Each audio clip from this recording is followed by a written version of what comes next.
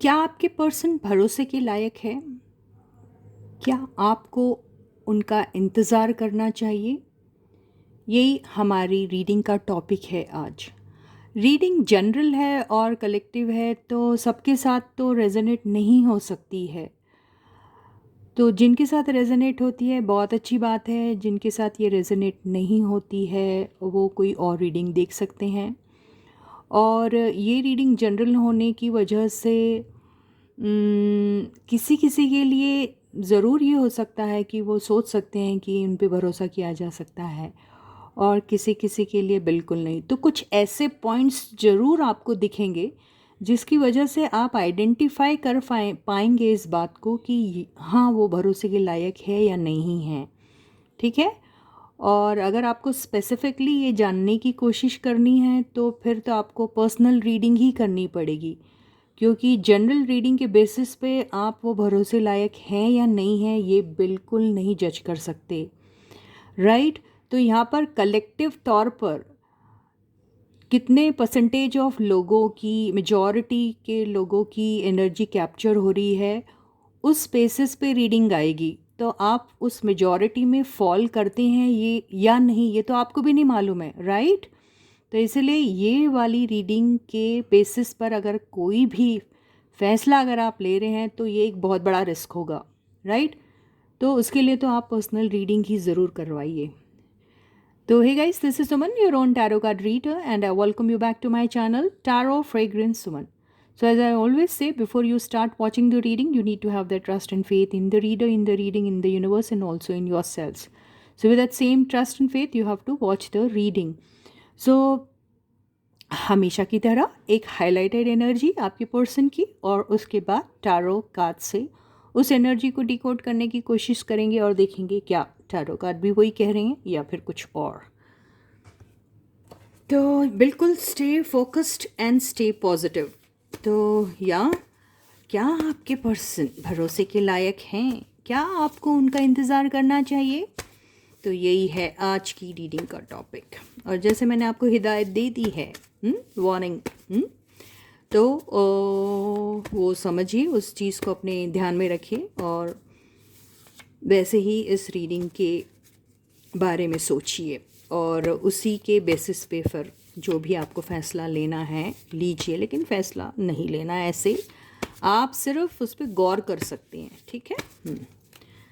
तो ये हो गई है आपके पर्सन की हाईलाइटेड एनर्जी जो मैंने यहाँ फैला लिए हैं कार्ड्स। और अब मैं एक आंखें मूंद कर एक कार्ड पुल कर रही हूँ। आपके पर्सन की हाईलाइटेड एनर्जी, क्या वो भरोसे के लायक है? क्या आपने उनका इंतज़ार करना चाहिए? ठीक है, लेकिन उनकी हाईलाइटेड एनर्जी क्या है, कैसा फील कर रहे हैं वो? ट्रस्ट तो बहुत ही सुंदर आया है कार्ड। तो ट्रस्ट एक बहुत मेजर इशू है आपके इसमें। तो हो सकता है वो ट्रस्ट आप दोनों के बीच में है या नहीं, ये जानने की कोशिश करना चाहिए आपने। आपके पर्सन का आपके ऊपर ट्रस्ट है या नहीं ये नहीं पता, या आपको उनके ऊपर ट्रस्ट है या नहीं ये भी नहीं पता चल रहा, लेकिन ट्रस्ट बहुत ज़रूरी है किसी भी रिलेशनशिप के लिए, ये कह रहा है ये कार्ड। तो अब हम ये देखते हैं कि अगर आपके पर्सन आपके लायक है या नहीं, आपको उनका इंतज़ार करना चाहिए या नहीं। तो कार्ड तो ज़ोर ज़ोर से कह रहा है कि अगर ट्रस्ट है तो ही शायद इंतज़ार करना सही रहेगा, ये मुझे लग रहा है। तो रिलेशनशिप में सबसे मेन इंग्रेडिएंट जो रहता है वो रहता है ट्रस्ट। सेकंड मेन इंग्रेडिएंट जो रहता है वो रहता है respect for each other. Third main ingredient जो रहता है वो रहता है इक्वल गिव एंड टेक। इसका मतलब नहीं, ये नहीं कि ये दुकानदारी है और आपने एक चीज़ दी तो उसका रिटर्न उन्हें करना चाहिए, ये नहीं, लेकिन contribution in the name of love and care जो है वो तो एटलीस्ट एक दूसरे के लिए रहना चाहिए ना। इक्वल का मतलब ये नहीं तोल रहे हैं आप लिटरली उसको, लेकिन जब जब ज़रूरत रहे तब तब वो आपके लिए अवेलेबल रहे, उसी को कहते हैं equal give and take. Okay. तो अब हम टैरो की हेल्प से इसे डिकोड करने की कोशिश करते हैं।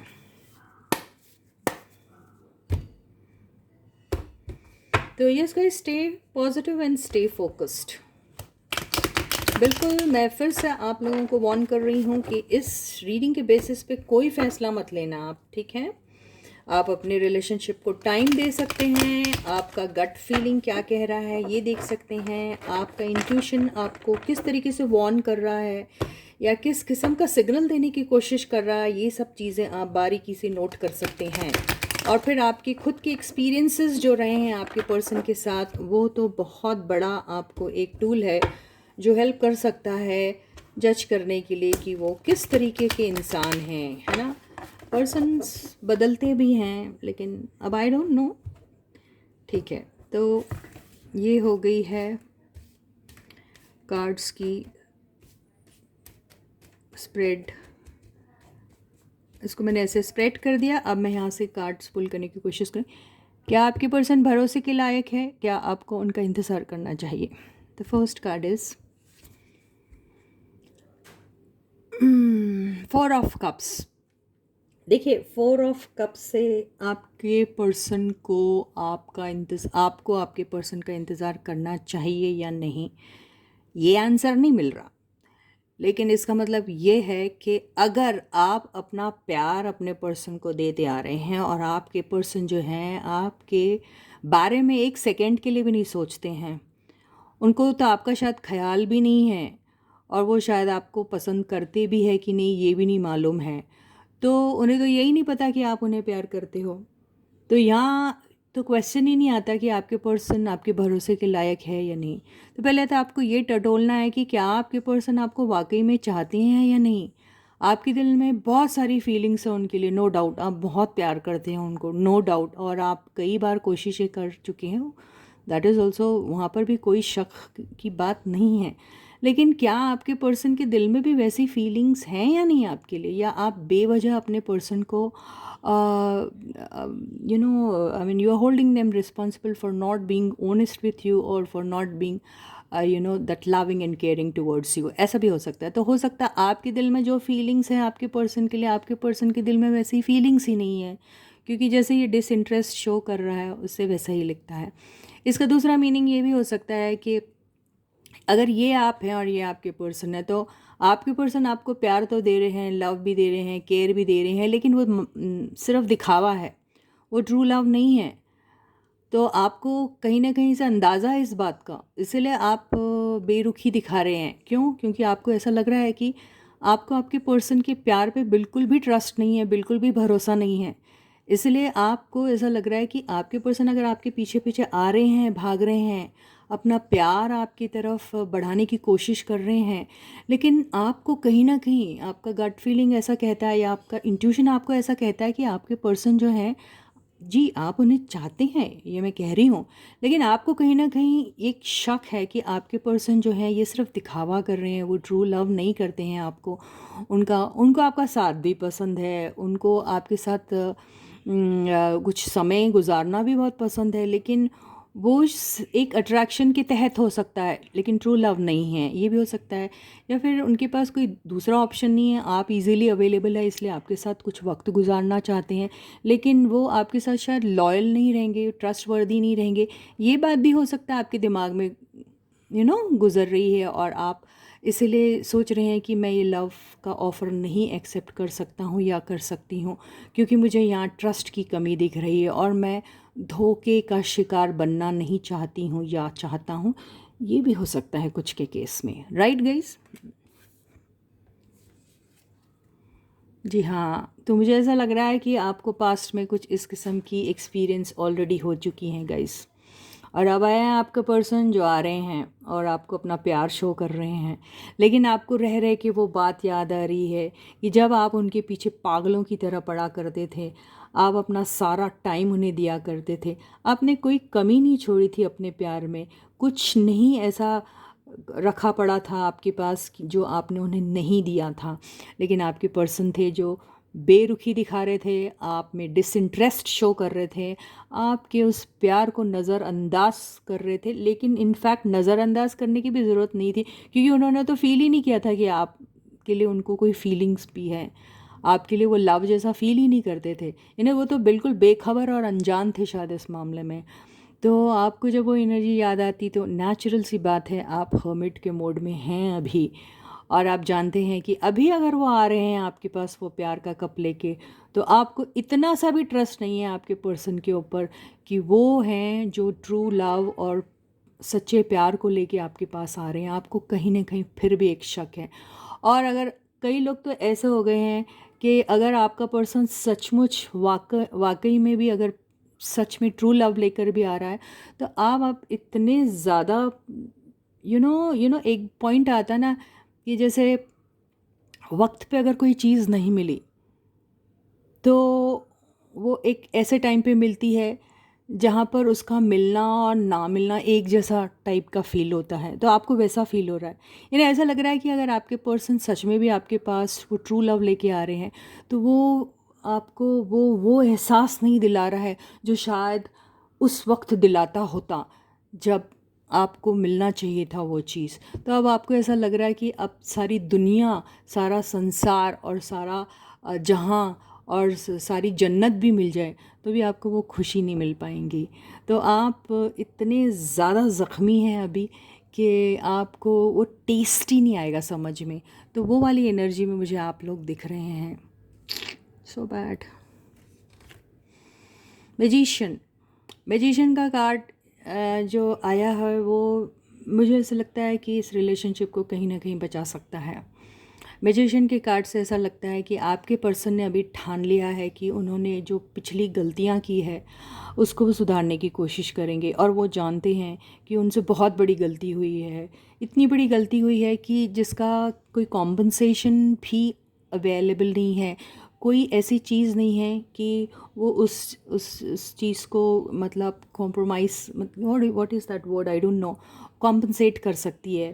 तो मेरे ख्याल से आपके पर्सन ने जैसे ठान लिया है बाय हुक और बाय क्रुक और बाय साम दाम दंड भेद काइंड ऑफ यूज़ करके किसी भी तरीके से वो इस रिलेशनशिप के लिए कुछ भी करने को तैयार होंगे। तो आपके पर्सन जो हैं वो बहुत ज़्यादा आपको मैनिफेस्ट कर रहे हैं, बहुत ज़्यादा उन्हें ऐसा लग रहा है कि उनके पास ये सारी एनर्जीज़ तो पहले भी थी लेकिन उसका सही इस्तेमाल उन्होंने कभी नहीं किया था, लेकिन अब की बार वो चूकेंगे नहीं, ऐसा मुझे लग रहा है। वाओ, आपको बहुत याद कर रहे हैं आपके पर्सन। मुझे ऐसा लग रहा है कि जो भी उनकी पास्ट एक्सपीरियंसेस रही होगी किसी भी सिचुएशन पे, चाहे वो रोमांटिक सिचुएशन रहे, चाहे वो वर्क प्लेस में वो सिचुएशन रहे, चाहे वो उनका गुरूर रहे, घमंड रहे, ईगो रहे, कुछ भी रहे, लेकिन उन्हें अब ऐसा लग रहा है कि आपकी जो याद जो उन्हें सता रही है उसका मतलब यही है कि हर दौर ज़िंदगी का वो जी चुके हैं जहाँ पर उन्हें आपके जैसा दोस्त कभी नहीं मिला था। आपकी यादें अगर उन्हें आज भी सता रही है तो मान के चलिए वो अपनी ज़िंदगी के उस हर दौर में जहाँ आप नहीं थे वहाँ पर वो सिर्फ़ और सिर्फ कुछ थे तो गमगीन थे, दुखी थे, परेशान थे, और कोई चीज़ उन्हें नहीं लुभा रही थी। हालांकि उन्होंने बहुत कोशिश की आपसे दूर रहने की और कहीं और वो खुशी तलाश करने की, लेकिन उन्हें नहीं मिली।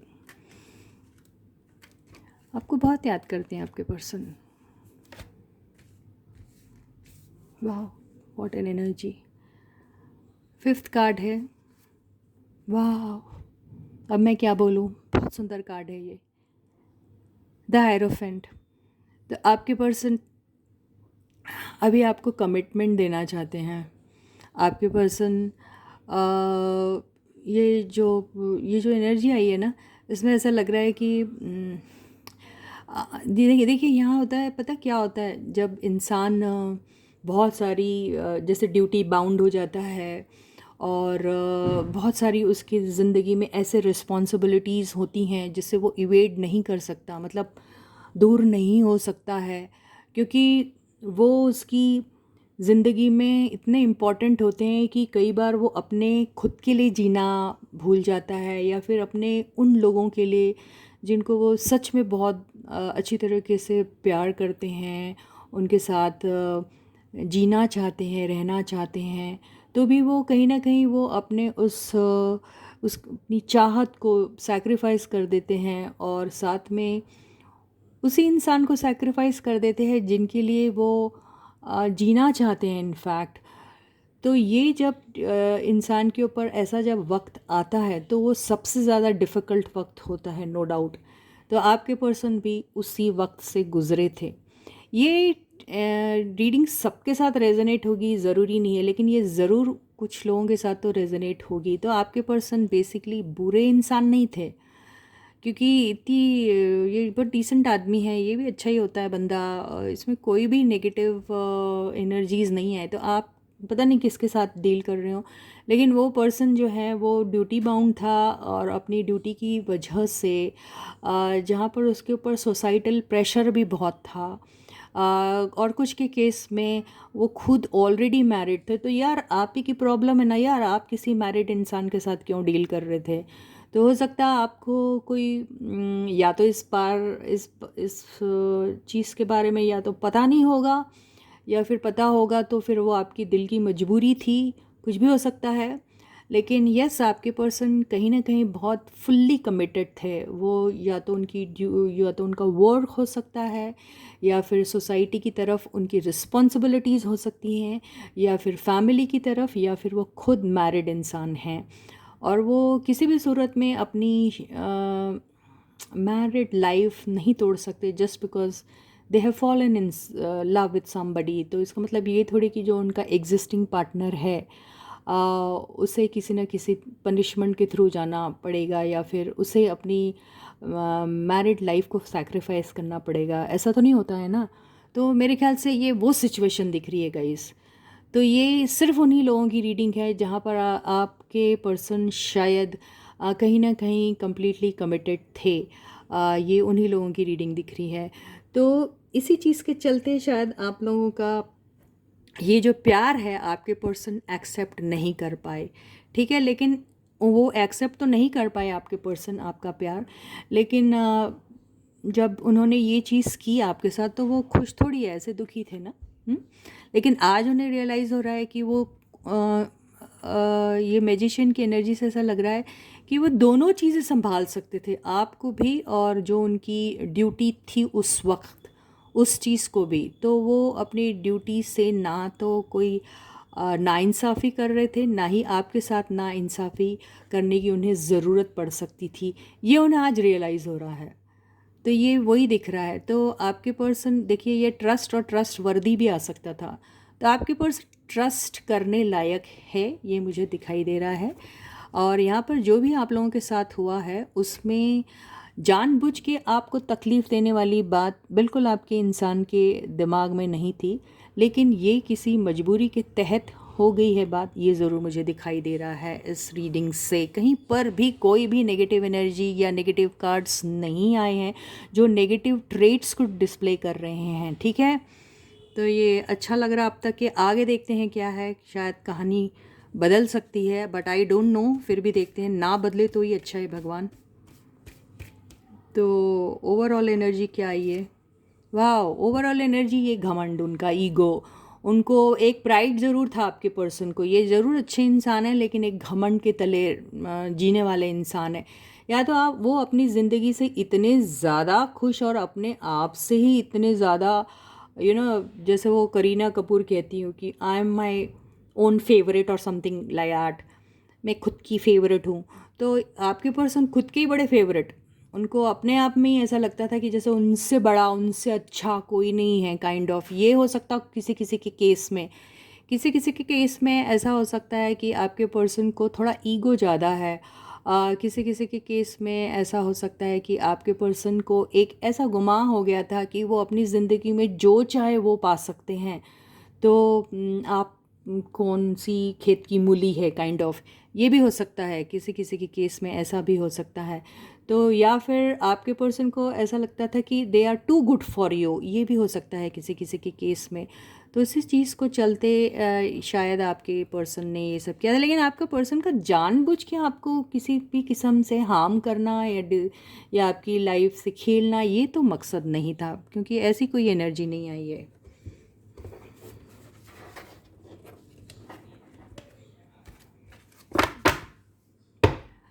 बॉटम की एनर्जी जो आई है वो आया है नाइट ऑफ सॉर्ड्स, जो आप दोनों की कॉमन एनर्जी। तो यहाँ पर आप तो बहुत गुस्सा, आपके पर्सन से बहुत नाराज़ है, आपको बिल्कुल ऐसा लगता है कि आपके पर्सन ने जो भी आपके साथ किया वो बिल्कुल ठीक नहीं किया।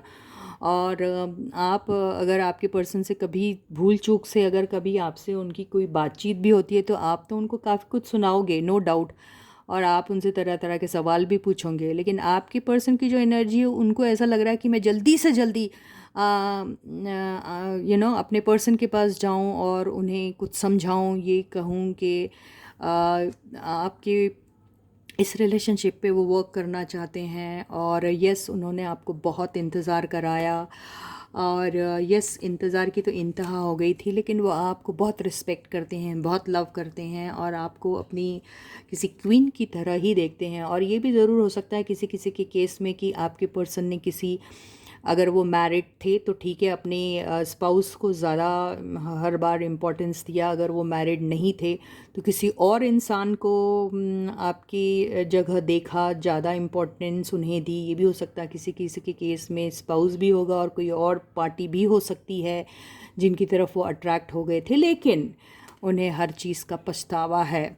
उन्होंने जो भी किया उस चीज़ को लेकर वो अभी तक रिग्रेट कर रहे हैं और उन्हें शर्म आ रही है अपने ऊपर।